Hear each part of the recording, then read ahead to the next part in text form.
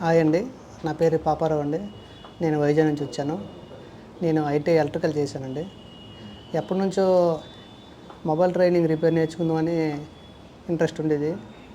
కాకపోతే విజయవాడలో నేర్చుకుందామా, హైదరాబాద్లో నేర్చుకుందామా అర్థమయ్యేది కాదు. మా ఫ్రెండ్ చెప్పారు, వైజాగ్ లోకల్లో కూడా మంచి ఇన్స్టిట్యూట్ ఉందని చెప్పారు.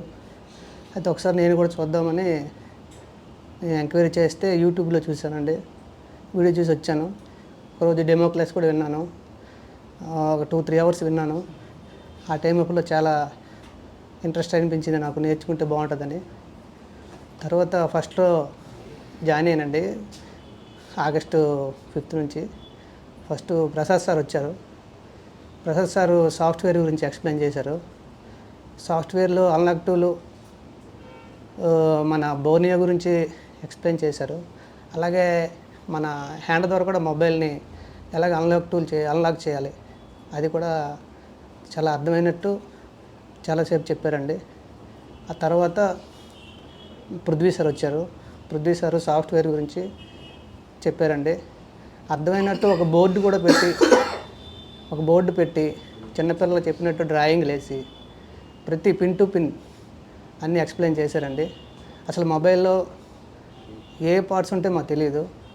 డయోడ్స్ ఎలా పనిచేస్తాయి, రెసిస్టర్ ఎలా పనిచేస్తాయి, కాయిల్స్ ఎలా పనిచేస్తాయి, charging pin to pin first నుంచి లాస్ట్ ఐసీ వరకు ఛార్జింగ్ సెక్షన్ ఎలా వర్క్ చేస్తుంది, ఎక్కడ కన్వర్ట్ అవుతుంది, ఎక్కడ కాయిల్ ఫిల్టర్ అవుతుంది, ఎక్కడ అప్ అవుతుంది, ఎక్కడ డౌన్ అవుతుంది, వోల్టేజ్ ఎక్కడ అనమాట కంట్రోల్ అవుతుంది, అన్నీ బాగా ఎక్స్ప్లెయిన్ చేశారండి.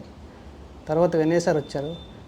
హ్యాండ్ స్కిల్ మాకు అసలు తెలియదండి. హ్యాండ్ స్కిల్ గురించి చాలా దగ్గరుండి మా చేత ఐసీ ఓపెన్ చేయించి ఎలా ఫిట్ చేయాలి అన్నీ చక్కగా ఎక్స్ప్లెయిన్ చేశారు. అలాగే డబుల్ డెక్కర్ కూడా ఓపెన్ చేశాను నేను. ఓపెన్ చేసి అది మళ్ళీ చేశానండి, ఇన్స్టాల్ చేశాను. సార్ చూశారు, చాలా బాగా చేసేవన్నారు. నాకు కూడా నా మీద కాన్ఫిడెన్స్ పెరిగింది. ఆ తర్వాత రామ్ సార్ వచ్చారండి.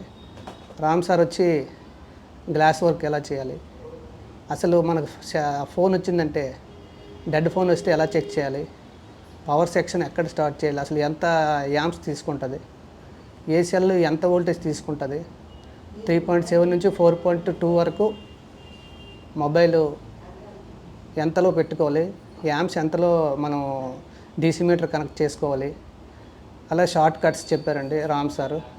గ్లాస్ గురించి కూడా చక్కగా చెప్పారండి. నేను కూడా 1-2 కాంబోలు కూడా తీసుకొచ్చి ఇక్కడ నేను రిపేర్ చేసుకోనండి. మన